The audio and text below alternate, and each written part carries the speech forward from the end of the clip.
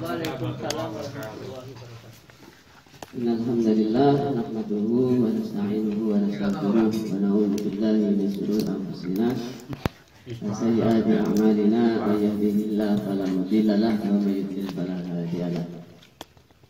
Asyhadu an la ilaha illallah wahdahu la syarika lahu wa asyhadu anna Muhammadan abduhu wa rasuluh. Allahumma shalli wa sallim wa barik ala Muhammadin wa ala alihi wa ashabihi wa man tabi'ahum bi ihsanin ila yaumiddin. Qala Allah ta'ala a'udzu billahi minasy syaithanir rajim. Wasta'inu bis-sabri was-shalah. Innaha lakabiratun illa 'alal khashi'in alladziina yadhunnuna annahum mulaqu rabbihim wa annahum ilayhi raji'un.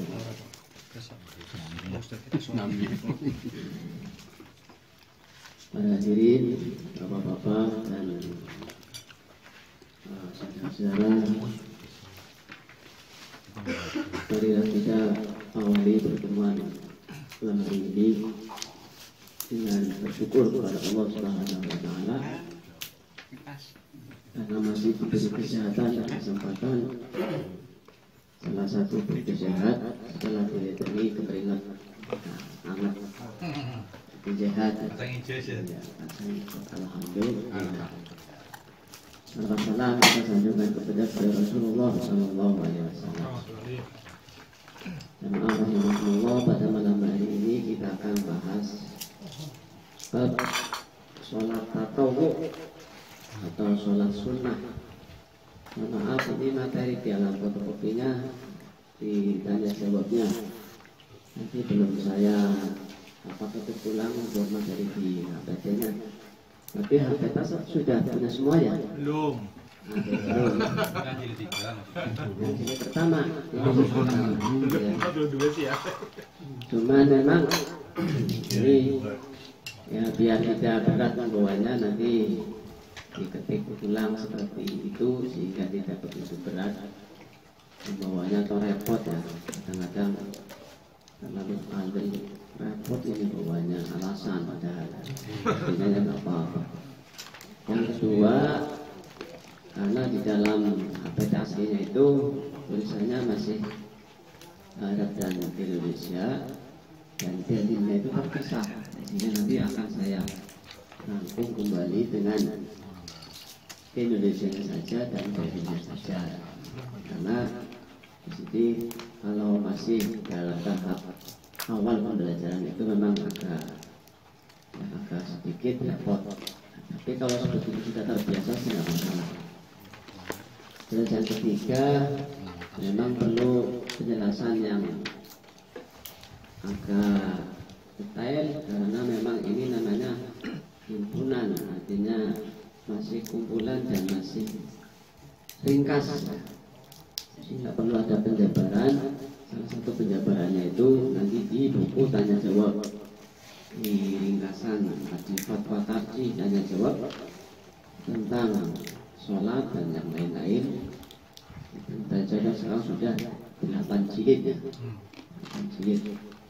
Sudah punya semua? Alhamdulillah sudah. Ya, belum. Nah, harapan kita dengan ngaji tentang sholat nantinya akan bertambah khusyuk sholat kita, bertambah nikmat sholat kita, bertambah banyak zikir kita, bertambah banyak ilmu kita, dan bertambah mantap ketika menjalankan sholat, di mana ini adalah rukun yang paling utama dan paling penting dalam kehidupan manusia. Jadi itu harapan-harapan. Jangan sampai maling-maling sholat malah tambah bosan. Alhamdulillah mendalik. Jadi harapannya semakin banyak kita membahas sholat, semakin bersemangat dalam kita melaksanakannya. Seperti yang dilakukan oleh Rasulullah Wasu'ilat Ru'ainin di sholat, dan dijadikan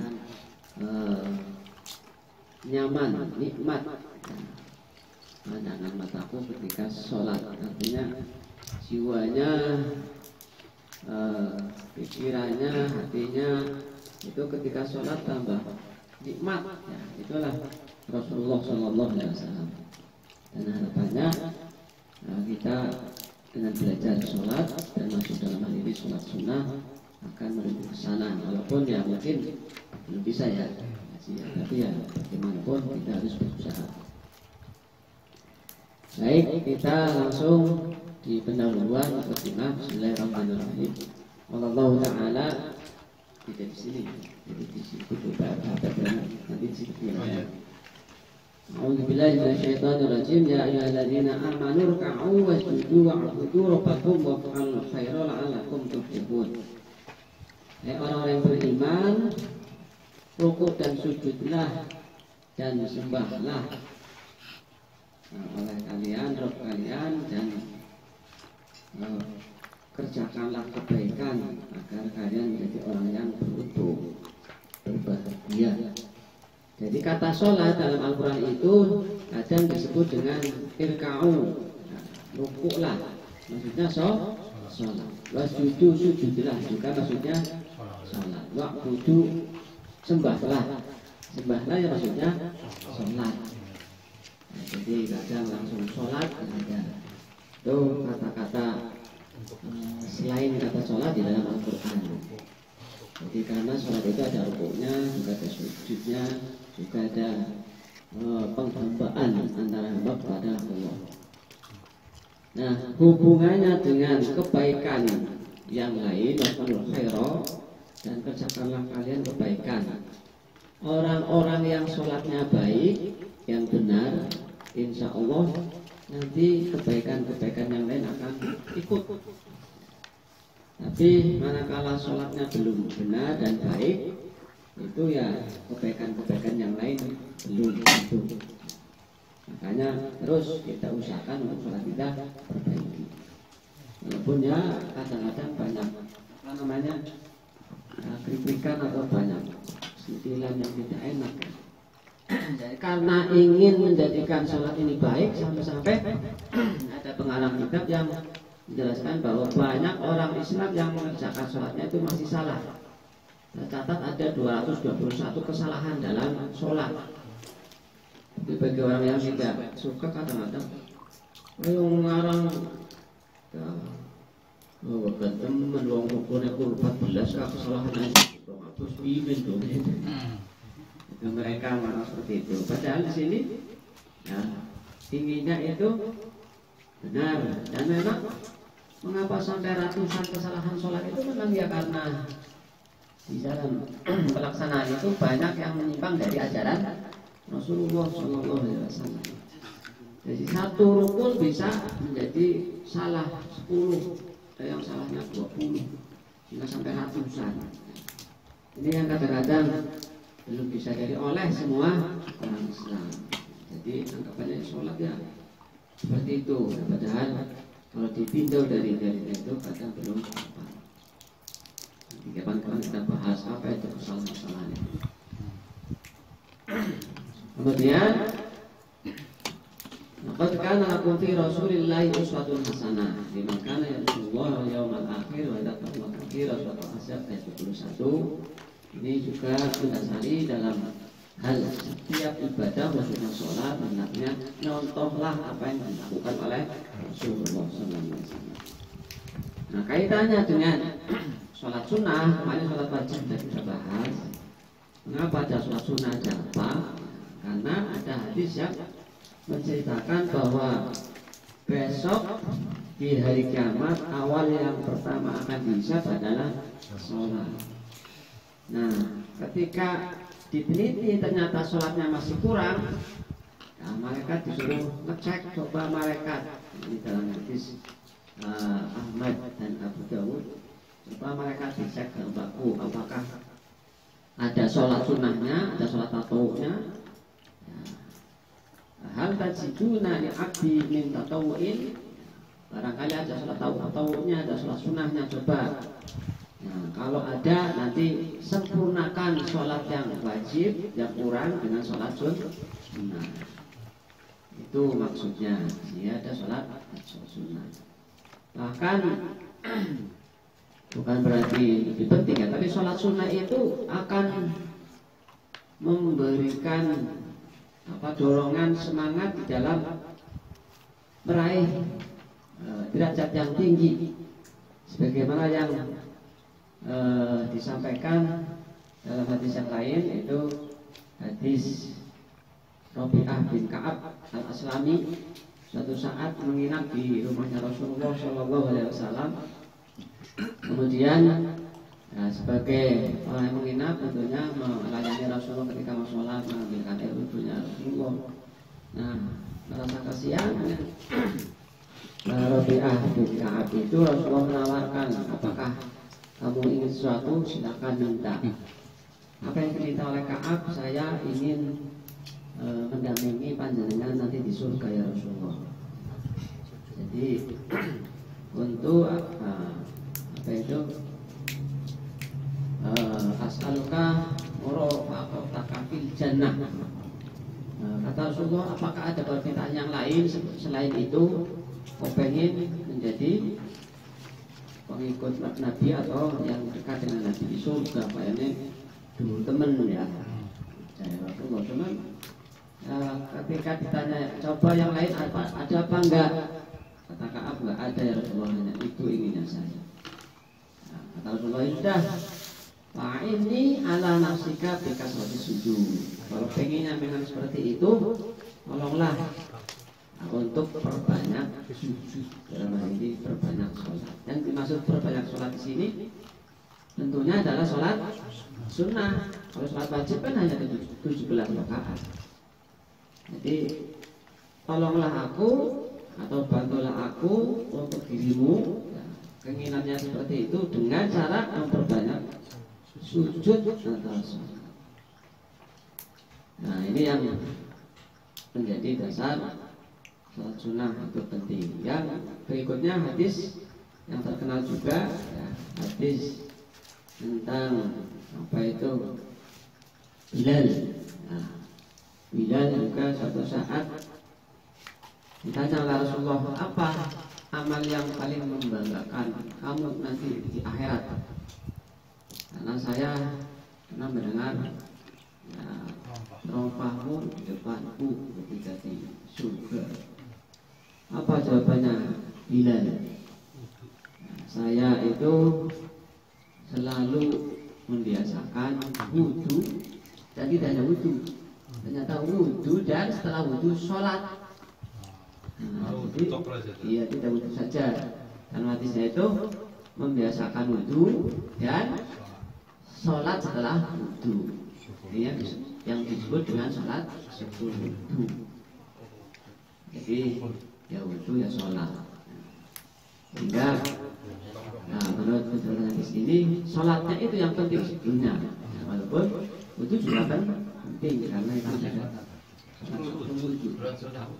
Ya, sholat sunnah sebelum ini. Nah, makanya ini, nah, mengapa ini merupakan kebanggaan Bilal, karena memang ternyata rahasianya adalah di samping rajin wudhu juga sholat sunnah setelah wudhu. Ini yang menjadikan yaitu berada di surga. Seandainya di surga berarti otomatis ada saja di surga ya orangnya otomatis. Jumlah rakaatnya berapa? 2 rakaat. Ya, minimal 2 rakaat. Nah, itu masalah dasar hadis mengapa sholat sunnah itu penting.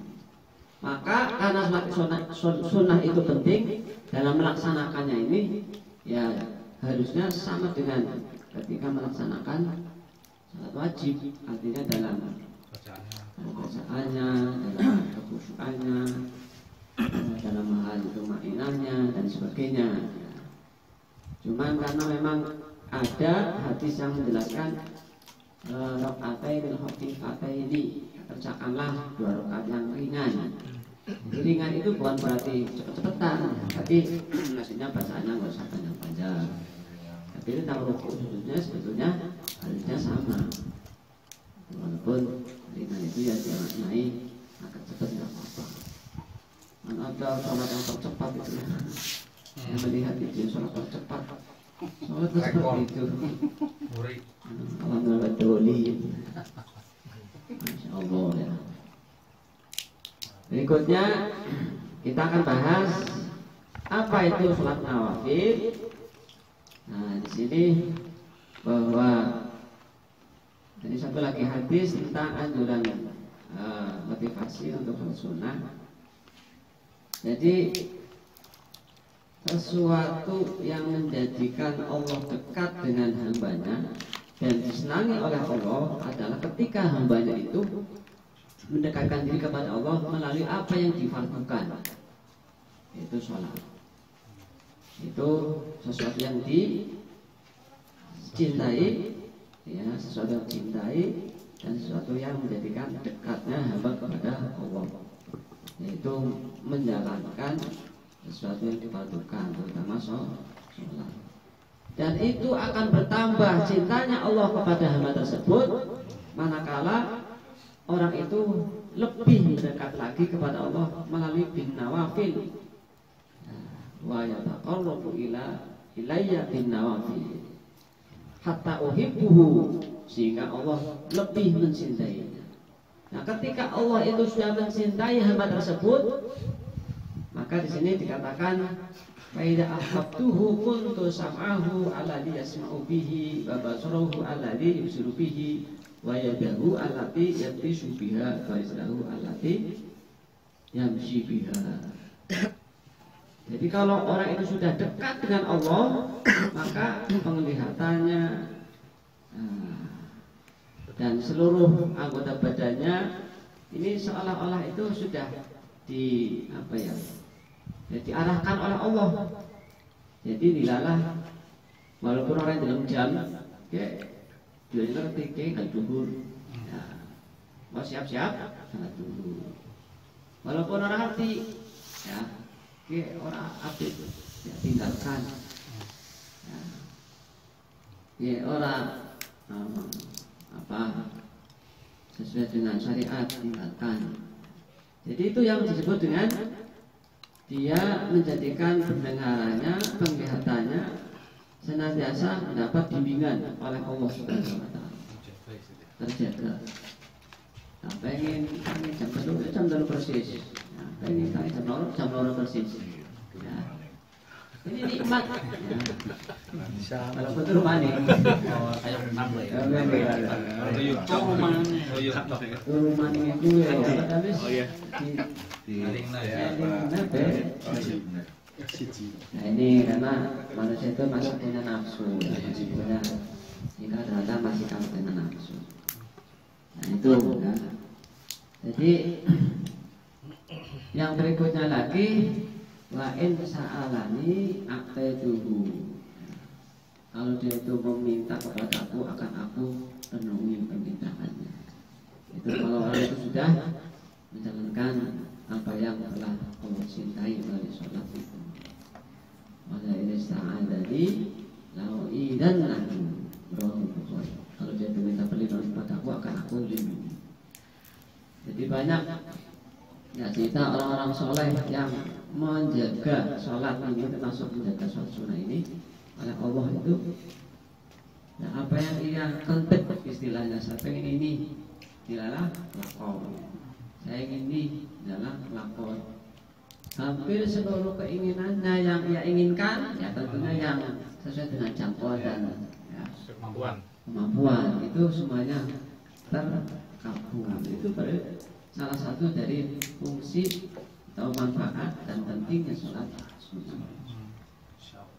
Jadi, nah sekarang berikutnya, kayak wis ngantuk ngomong ya. Bukan. Pengajian kakek sudah kakek berlanjut. Ya, sholat sunnah. Jadi ada beberapa hadis yang menjelaskan tentang macam-macam sholat sunnah. Di antaranya itu adalah sunnatul wudu tadi, sunnah sholat sunnah 2 rakaat setelah wudu. Yang kedua rakaatani bainal adzanaini, 2 rakaat di antara 2 adzan. Nah, ini dua azan itu maksudnya apa ya? Kalau nggak diterangkan kan, kalau secara letterlek dari bahasanya kan dua azan.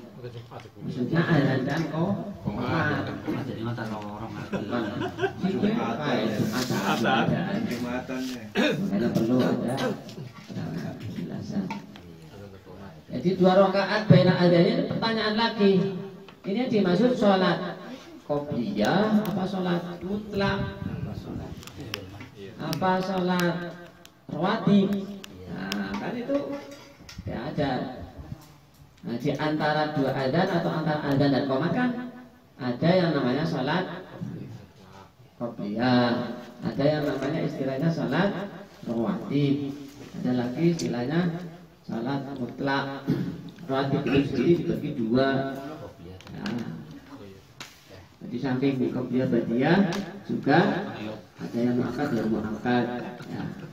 Kalau itu sih pembahasan fikih, tapi kalau dalam hadis itu memang ada 10 sholat yang harus diusahakan untuk tidak ditinggalkan dan mengiringi sholat wajib, yaitu 2 rakaat sebelum subuh, 2 rakaat sebelum dan sesudah zuhur, berarti kan 6 ya, 2 rakaat sebelum dan 2 rakaat setelah zuhur.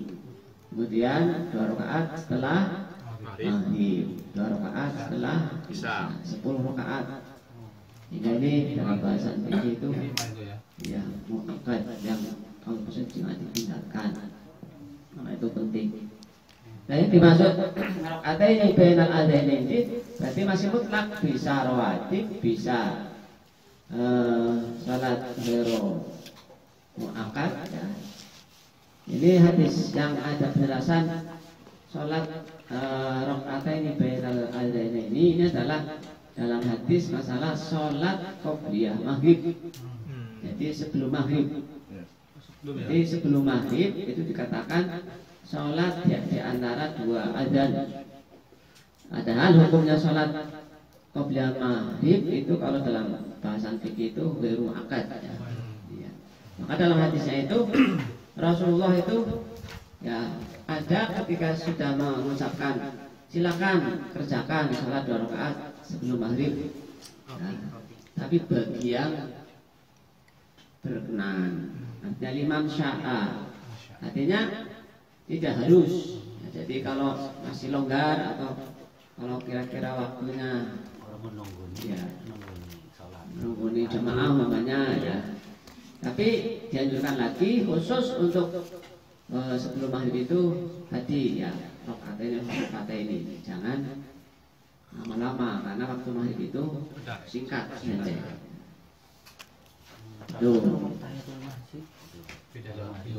Nah di sini yang ketiga ini sholat tahiyatul masjid.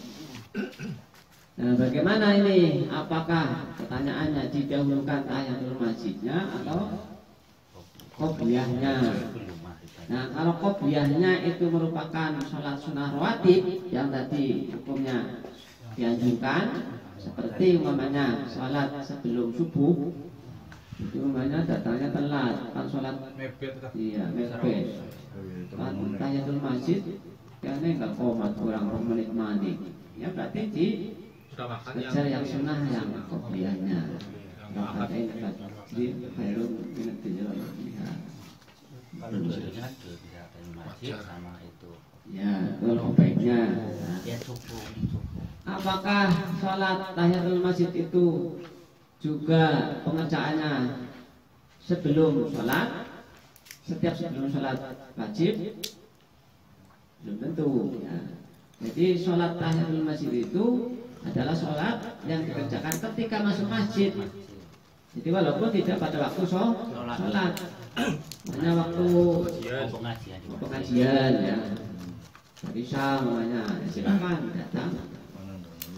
Atau yang kalau kemarin ada yang sholat id di masjid ya, makanya saya diprotes waktu di Zulfiqar kan sholat id itu ada yang mana yang di rumah-rumah itu masjid yang ada. Saya katanya di lapangan loh, di masjid sudah.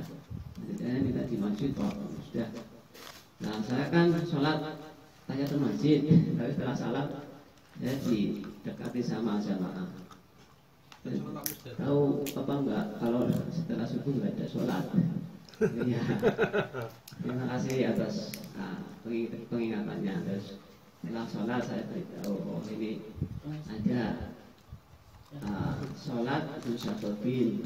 Jadi kalau memang ada sebabnya itu diperbolehkan. Oh gitu. Oh saya enggak, sudah terserah. Padahal itu saya sholatnya itu sudah suruh ya. Jadi memang sudah jam 6.20 ya, tapi ya nggak apa-apa, itu sebagai masukan. Masih terima kasih Pak atas ingatannya. Tapi saya beritahu biar ada berarti ada yang seperti itu. Dan jangan saklek ya, artinya baca subuh nggak boleh ya, nggak boleh semuanya. Baca asar nggak boleh ya, salat maghrib pun nggak boleh ya, repot ya. Dan kalau kita saksikan di Masjidil Haram ya, itu banyak orang yang salat asar, salat subuh ya, kalau masjid Nabawi ya salat, masuk salat maghrib itu sudah ada. Itu jadi salat tahiyatul masjid, tahiyatul masjid. Untuk tahiyat itu penghormatan. Masjid itu masjid. Jadi menghormati masjid. Mengapa masjid harus dihormati? Ya karena itu tempat sujud, tempat menyembah Allah di situ. Sehingga perlu dihormati masjid itu. Dan itu ada tuntunan. Yang berikutnya sholat sunnah atau tasawuf, sholat rawatib, ini rawatib. Jadi sholat rakaataini badal ada ini ada, sholat rawatib ada. Nah, sholat rawatib nanti bahasanya ditekankan itu 10 tadi, 10 rakaat.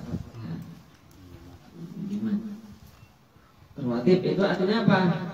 Rawatib itu artinya sholat yang mengiringi sholat wajib, baik qobliyah maupun ba'diyah, itu namanya rawatib. Nah, jadi kalau kita lengkap membahas sholat rawatib itu, yang sunnah muakkad dan ghair muakkad itu, kalau subuh ya sebelumnya ada rakaat, nah, setelahnya tidak ada.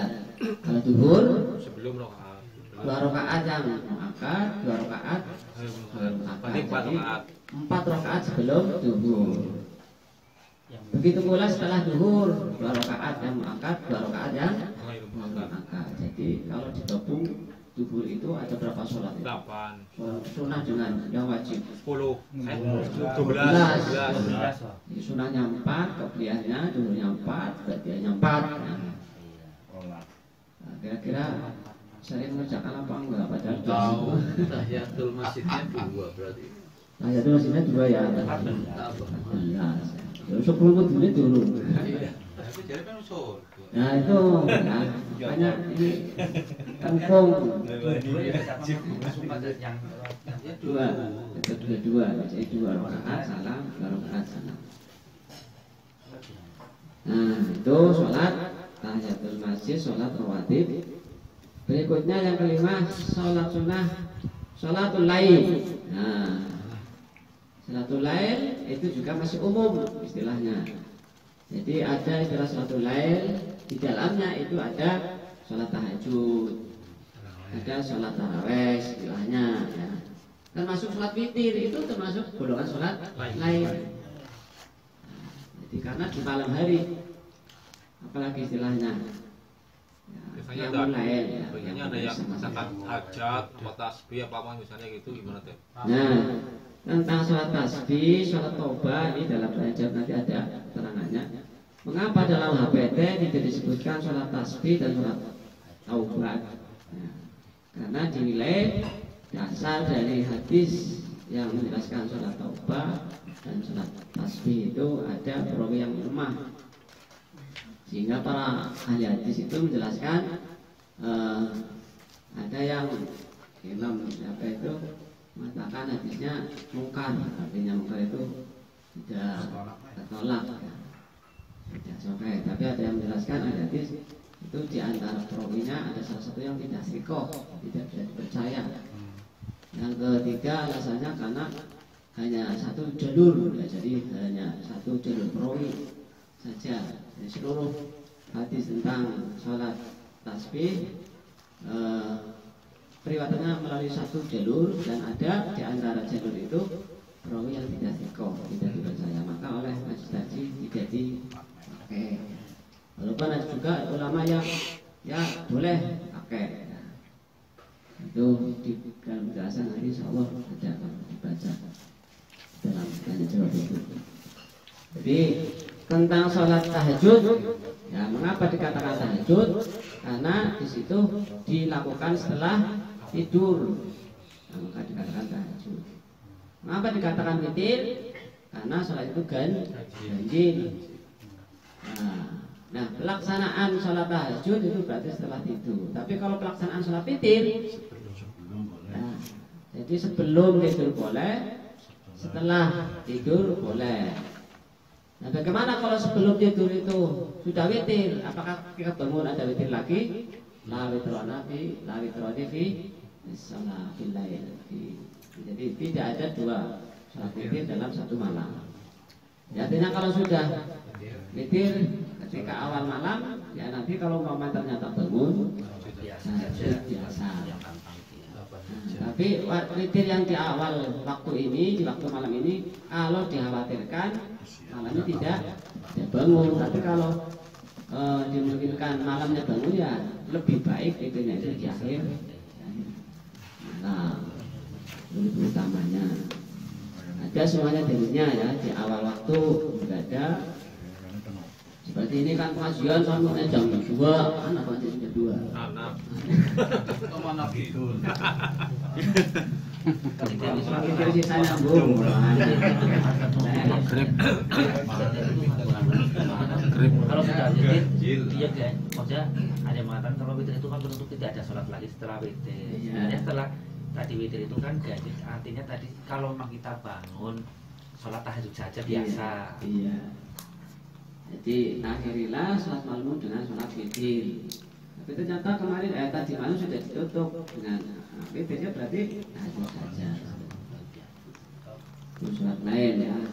Nah, istilah mengapa ada qiyamul Ramadan, ada sholat tarawih, itu sebenarnya sama saja ya. Pelaksananya sama, sholatnya bentuknya jenisnya sama, hanya istilahnya yang beda. Jadi ada istilah qiyamul Ramadan, ada sholat lain, ada sholat tarawih. Nah, tarawih itu istilah karena setelah sholat 4 rakaat istirahat. Nah, Santai lah ya. santai. Nah, itu mengapa dinamakan tarawih, itu alasan seperti itu. Yang kedua alasannya mengapa dikatakan tarawih, karena ketika Ramadan itu bahasanya panjang-panjang. Nah, disunahkan panjang-panjang.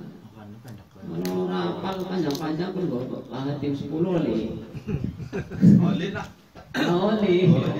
Apalah. Ya susah ya. Trikul. Kalau rapal sih panjang-panjang sih semuanya kayak pantas ya. Trikul. Berikutnya sholat duha. Nah, sholat duha minimal berapa? 2 rakaat. Jadi dalam hadis itu yang menjelaskan sholat duha, sholatlah 2 rakaat sebagai apa sih? Sebagai rasa syukur atas ros-rosan ruas persendian ada 72 ruas atau 73 ruas yang besar-besar ya. Ini sebagai ungkapan syukur, alhamdulillah bisa gerak tangannya, bisa karena kan ada juga orang yang penyakit yang bisanya seperti Fanatik sebagainya, sempurna stroke dan sebagainya. Nah, makanya selagi masih sehat ya, biasakan ungkapan syukur kita di sholat duha 2 rakaat. Maksimal berapa? 12 maksimal sholat duha, tapi Rasulullah sering menjalankannya 8 rakaat.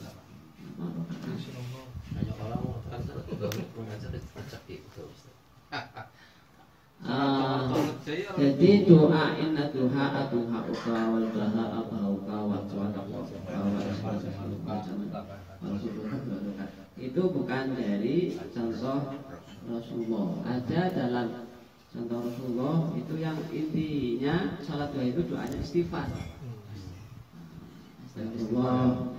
Ya, Kadang-kadang niatnya salah.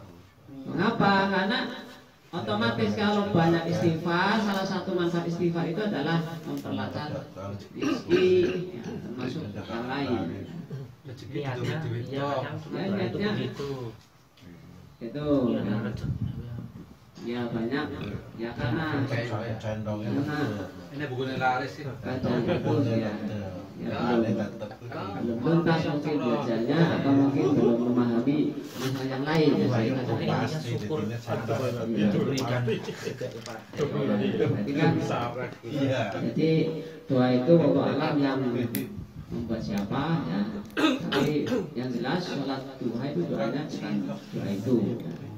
Jadi kalau doa itu yang apa? Ya, jadi perbanyak istighfar. Ya, istighfar. Astagfirullah wa atubu ilaih, terus apalagi ya pokoknya intinya istighfar ya. Termasuk kalau tadi sebagai ungkapan syukur ya kan isyakatul azid dan akum. Jadi kalau itu diniati sebagai syukur, ya Allah saya atas kesehatan ini, Allah akan memberikan tambah banyak nikmat termasuk rezeki, sehat dan sebagainya. Jadi mungkin ya dari manfaat atau dari anjuran hadis itu kemudian dinilai bahwa suatu hal sebagai menarik rezeki ya mungkin. Tapi yang jelas tidak ada keterangan bahwa suatu hal itu untuk menarik rezeki. Kalau ada keterangan itu mungkin dari faidah yang dijelaskan oleh para ulama. Berikutnya sholat safar. Safar ya. Mau pergi, ini biasanya dilakukan orang yang mau haji atau yang mau umroh. Padahal safar ini tuntunannya tidak hanya ketika mau nggak apa-apa ya, mau silaturahim, safar, iya, safar ya. Karena safar itu kan ya perjalanan ya, pergiannya kemana saja sebetulnya disunahkan untuk melaksanakannya. Cuma kadang biasanya dua rakaat minimal. Ya. Berikutnya sholat istikharah, bukan istikharah tapi istikharah. Kalau bahasa Arabnya istikharah, kalau bahasa Indonesia istikharah ya. Dan maknanya beda. Istikharah itu artinya minta pilihan. Ada loro, Pilihan, apabila ada loro, apabila papat dimulai. Loro diruntung kan yang lagi ada Karena khairuli, ya fakuli, kaya siluli, karena syaruli, karena amrosaruli, dan seterusnya itu doanya. Ini doanya sokeh hadisnya ya. Sokeh. dari sana.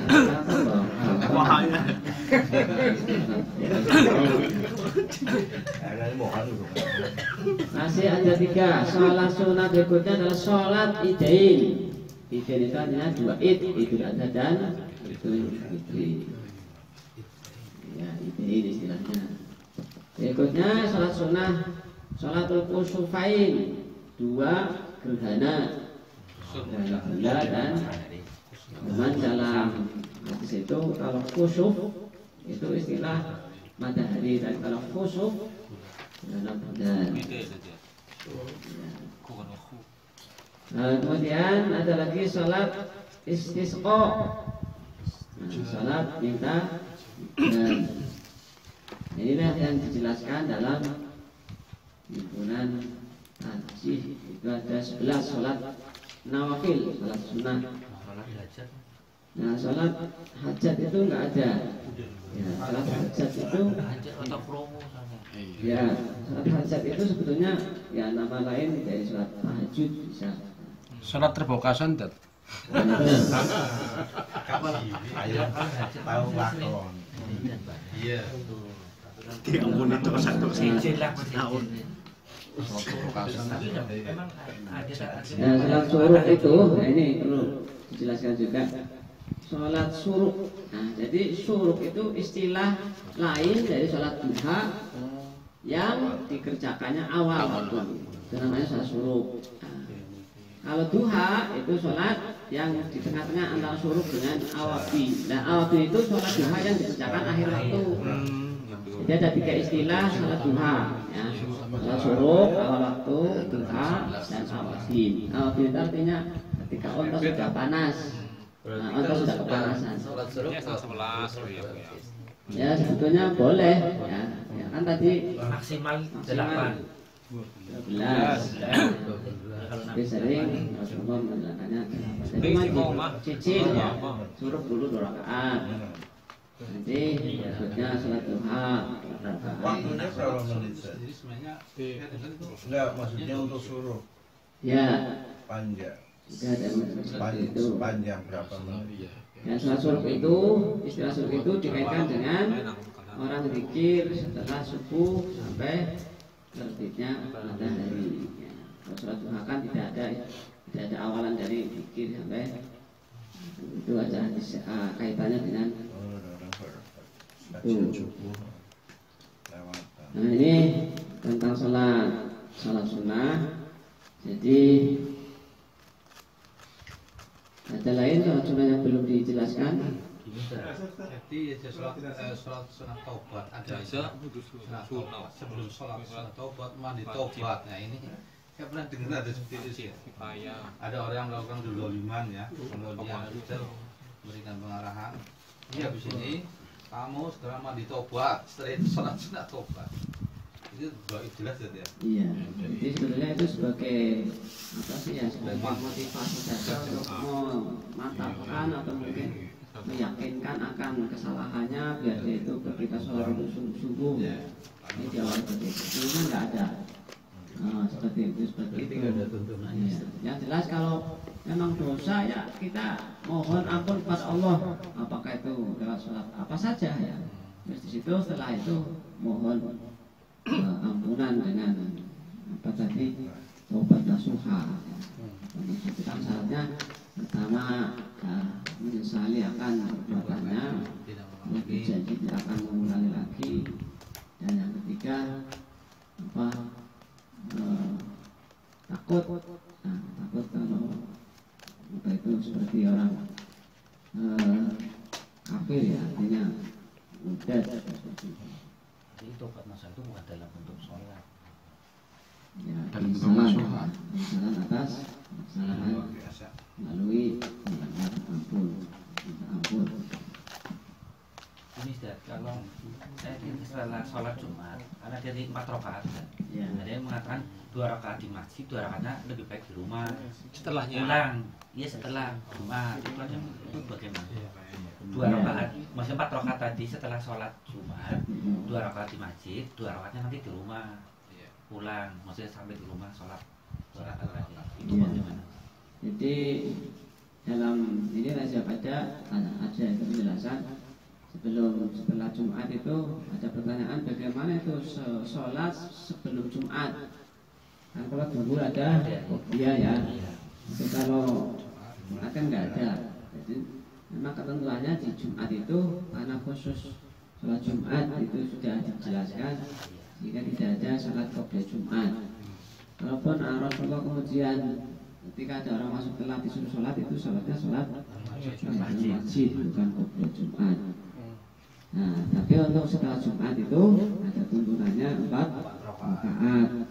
Jadi memang ada yang menjelaskan boleh 4 rakaat itu di masjid semua, atau 2 rakaat di masjid, 2 rakaat di rumah boleh, atau di rumah semua juga. sekali salam dapat 2 kali salam. 2 rakaat. Iya. Seperti apa? Iya. Seumpama ada jamaah Jumat, sholat Jumat, Telat. khutbah sudah naik mimbar, sudah mulai khutbah, dia datang sudah khutbah, itu yang diutamakan mana sih? Apakah dia sholat tahiyatul masjid, apa mendengarkan? Padahal kadang-kadang wis tekane telat. Terus tok ngarepe imam sholat ya, ngarepe khutbah sholat tahiyatul masjid rok cek. TV nanti ngono-ngono. Nyingkirnya wong liwat kan. Jadi kalau tentang utamanya mana, di sini tidak masalah itu ya, tapi masalahnya karena yang dicontohkan oleh Rasulullah itu seperti itu. Jadi ketika masuk masjid, sholat tahiyatul masjid walaupun telat. Nah makanya ketika sholatnya itu telat, ya tahu diri ya, artinya khawful khairi tadi ringan ya, jangan kalau telat wis ngarmani sholat subuh mati. Ini jadi harus tahu diri, artinya tetap yang utama itu berarti kalau yang dicontohkan oleh Rasulullah berarti tahiyatul masjid. Kalau mendengarkan kan bisa nanti setelah tahiyatul masjid. Ini ada pertanyaan lagi, bagaimana ini? Apakah mendengarkan azan dulu, apa sholat dulu? Ya. Ini kadang kan ada yang langsung sholat, ada yang mendengarkan azan dulu. Jadi kalau menilik hadisnya itu ya, kalau kamu itu mendengar azan, maka ucapkanlah apa yang diucapkan oleh muadzin. Ya Allah Akbar, ya Allah Akbar. Itu sebagai apa? Ya sebagai penghormatan kepada orang yang azan, dan itu masyru', artinya disyariatkan untuk melakukan seperti itu. Kecuali ketika hayya ala sholah yang falah, kita bahasanya jadi kalau menurut hadis ini ya lebih baik kita mendengarkan azan dulu, ya, baru setelah itu sholat tahiyatul masjid seperti itu. Jadi dua-duanya itu dapat ya, dapat apa tadi keutamaan.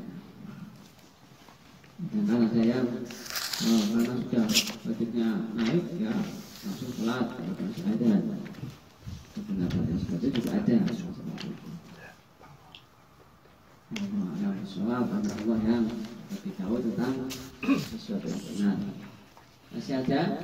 Cukup ya. Ada satu. Ya silakan. Itu kalau sedang musafir, misalkan di perjalanan tidak sempat sholat jamaah untuk Jumat, itu melaksanakannya itu 2 rakaat apa 4 rakaat nantinya?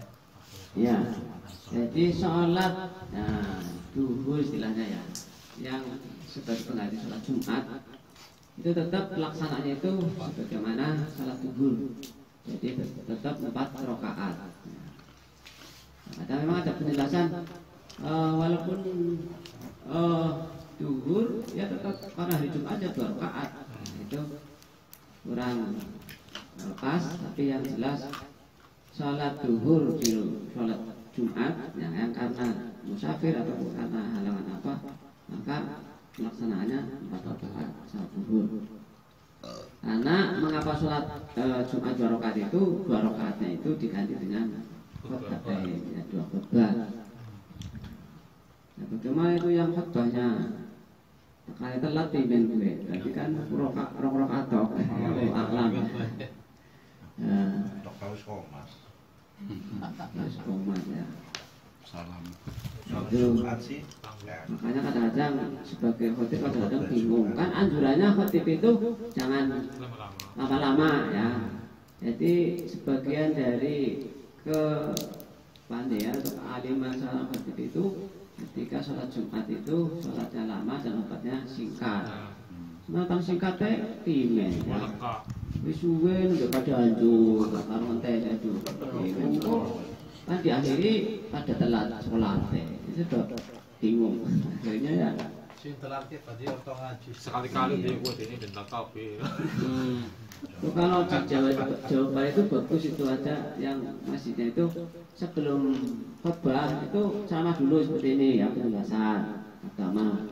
Nanti kalau sudah kumpul semua baru azan, terus khutbah naik. Nah, singkat cuma baca Arab tok, baca saja terus doa terus sudah. Ada ya? Iya ada seperti itu. Jawa Barat.